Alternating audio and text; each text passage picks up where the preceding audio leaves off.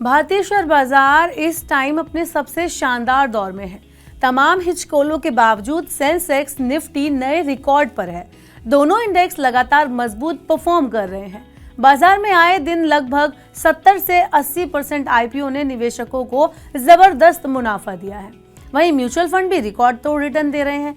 लेकिन अगर आप सोच रहे हैं कि आप या फिर आप जैसे छोटे बड़े निवेशक ही बाजार में मुनाफा कूट रहे हैं, तो आप गलत है, क्योंकि बाजार की इस तेज गति से बाजार नियामक सेबी की कमाई भी आसमान पर है।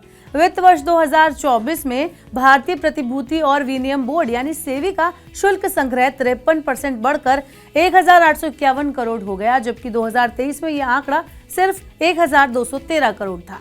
अब आप सोचेंगे कि सेबी तो बाजार नियामक है, ये कमाई वो कहां से करता है? तो बता दें कि सेबी के पास कमाई के कई जरिए होते हैं। सेबी स्टॉक एक्सचेंजों, ब्रोकर्स और कस्टोडियनों से शुल्क एकत्र करता है। इस कमाई का उपयोग सेबी अपने रेगुलर ऑपरेशन के लिए करता है। आइए अब जान लेते हैं कि सेबी की सबसे ज्यादा कमाई होती कहां से है। तो इसका जवाब है रेगुलेटरी फीस। सेबी की करीब आधी से ज्यादा कमाई यहीं से होती है।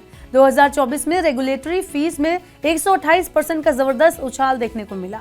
सेबी ने वित्त वर्ष 2024 में स्टॉक एक्सचेंजों से रेगुलेटरी फीस के तौर पर 1066 करोड़ रुपए की कमाई की, जबकि 2023 में ये कमाई सिर्फ 468 करोड़ रुपए थी। सेबी की कमाई में ये उछाल स्टॉक एक्सचेंज के कारोबार में तेजी आने के कारण आया है। दरअसल रेगुलेटरी फीस स्टॉक एक्सचेंजों द्वारा अपने वार्षिक कारोबार के आधार पर दी जाती है।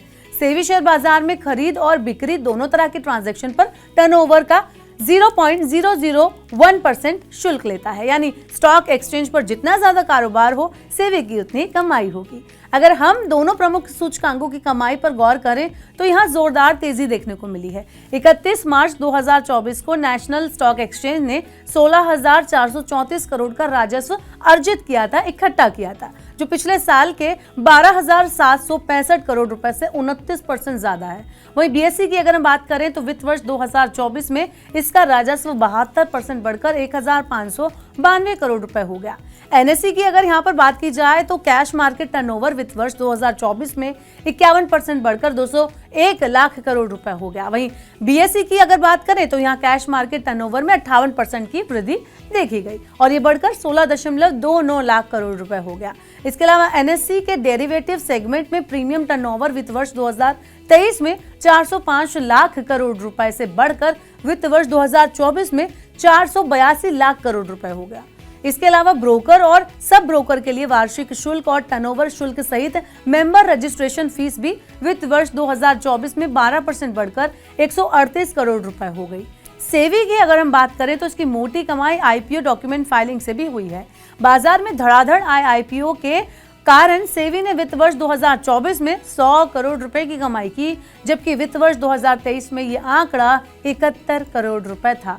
बता दें कि सेबी ये शुल्क निर्गम के आकार पर आधारित होता है, यानी कि जितना बड़ा आईपीओ उतना ही ज्यादा कमाई। बीते साल आए आईपीओ की संख्या पर अगर हम गौर करें, साल 2023-24 में एसएमई लिस्टिंग अपने ऑल टाइम हाई पर पहुंच गई। वहीं मेन बोर्ड आईपीओ की संख्या लगभग 2 गुनी होकर 76 हो गई। ये आंकड़ा बीते 16 सालों में सबसे ज्यादा है। तो देखा आपने कि आखिरकार सेबी अपनी कमाई कैसे करता है और कैसे लगातार सेबी की कमाई बढ़ती जा रही है। ऐसे और वीडियोस के लिए देखते रहिए मनी 9 और सब्सक्राइब करें मनी 9 का यूट्यूब चैनल।